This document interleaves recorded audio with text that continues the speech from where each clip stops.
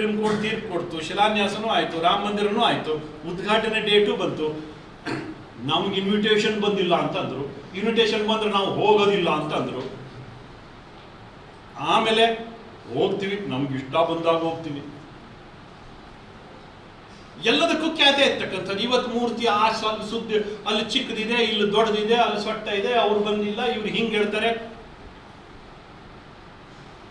108 ಕಾರಣಗಳು ಒಟ್ಟಾರೆ ಜನರ ತಲೆಯನ್ನು ಹಾಳು ಮಾಡಬೇಕು. ಅದು ಇದು ಚರ್ಚೆ ಮಾಡಿ, ಇದೇ ಅವರದ್ದು ಅಜೆಂಡಾ, ಇದೇ ಅವರದ್ದು ರಾಜಕಾರಣ.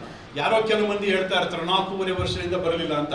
3 ವರ್ಷದಿಂದ ನಾನು ಇಲ್ಲೇ ಬಂದಿದ್ದೀನಿ, ಎಲ್ಲ ಕಡೆಗೂ ಹೋಗಿದ್ದೀನಿ, ಎಲ್ಲ ಕಡೆ PMGS ಉದ್ಘಾಟನೆ ಮಾಡಿದ್ದೀನಿ, ಎಲ್ಲ ಕಡೆಗಳಲ್ಲಿಯೂ ಪ್ರವಾಸದಲ್ಲಿದ್ದೆ.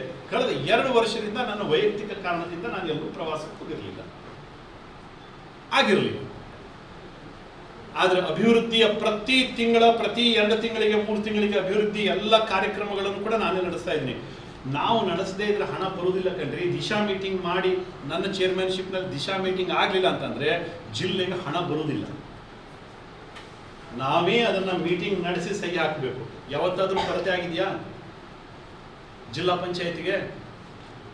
ನಾವೇ ನಡೆಸಬೇಕು. ಚುನಾವಣೆಗೆ ಹಣ ಬರಬೇಕು ಅಂತ ಇಲ್ಲ, ಕೇಂದ್ರ ಸರ್ಕಾರ ಹಣ ಕೊಡುವುದಿಲ್ಲ. ಎಲ್ಲದೂ ನಡೀತಾ ಇದೆ ಅದರ ಪಾಡಿಗೆ. ಅದು ಎಲ್ಲದೂ ವ್ಯವಸ್ಥಿತವಾಗಿ ಕೇಂದ್ರ ಸರ್ಕಾರದ ಯೋಜನೆಗಳು ಅದು ಪಾಲಿಸಿ ಲೆವೆಲ್ ಅಲ್ಲಿ ತೀರ್ಮಾನ ಆಗ್ತವೆ.